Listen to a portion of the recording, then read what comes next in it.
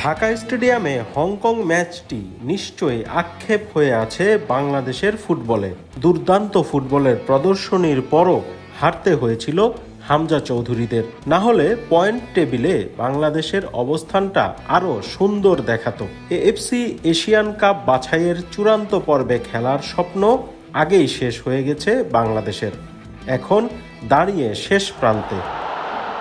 শক্তিশালী সিঙ্গাপুরের বিপক্ষে শেষ ম্যাচের অপেক্ষায় লাল সবুজের দল।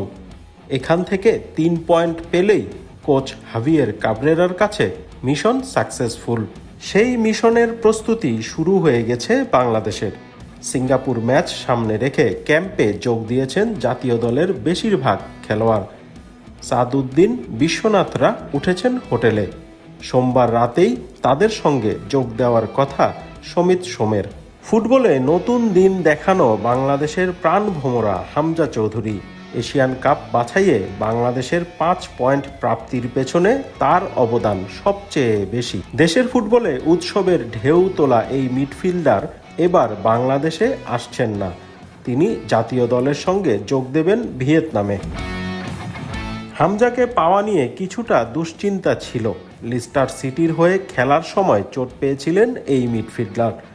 যদিও কোচ কাবরেরা আশাবাদী, তিনি লিস্টার সিটির সঙ্গে নিয়মিত যোগাযোগ রাখছেন। সিঙ্গাপুর ম্যাচে হামজাকে পাওয়ার কথাই শোনালেন বাংলাদেশের কোচ।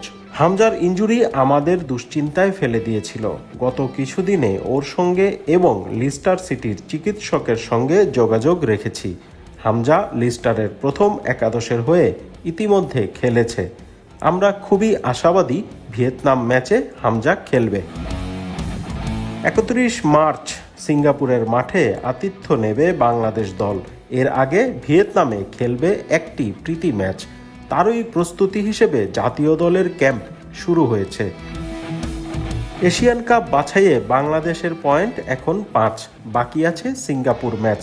কাবরেরার চাওয়া এই ম্যাচ জিতে 8 পয়েন্ট নিয়ে বাছাই শেষ করা, তাহলেই তিনি সন্তুষ্ট। বলেছেন, আমরা সিঙ্গাপুর ম্যাচটা জিতলে মোট 8 পয়েন্ট পাবো।